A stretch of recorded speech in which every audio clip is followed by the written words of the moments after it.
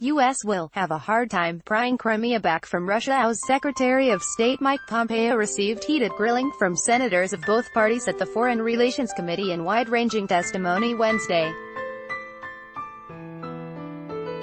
Radio Sputnik's Hard Facts host John White and journalist and author Daniel Lazare joined Loud. Ahead of the hearing, Pompeo issued a statement declaring that the United States will never recognize Crimea as a part of Russia, in an apparent effort to preemptively rebut senators' claims to the effect that U.S. President Donald Trump is soft on Russia.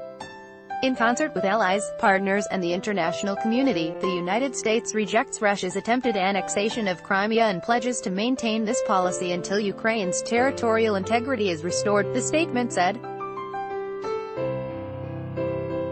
I think that the Crimea Declaration is expected, but it's gonna go nowhere. The U.S. is going to have a very hard time prying Crimea back from Russian hands, Lazare told Loud. And the Russian case is legally stronger than the U.S. is willing to admit, the author said. The declaration bears no relation to reality on the ground, and ultimately it doesn't really matter if the U.S. recognizes Crimea as part of Russia, but it really matters if the Russian people do, White added. In particular, the people living in Crimea do view themselves as part of Russia, which is certainly expressed in the context of the referendum that was held in that part of what is now the Russian Federation in 2014 in response to the Western-backed vicious, right-wing coup. Crimeans voted overwhelmingly to join the Russian Federation, not just in the face of the fascist Euromaidan revolution, but also a law banning them from speaking their primary language, Russian, at the Pompeo hearing. Sen.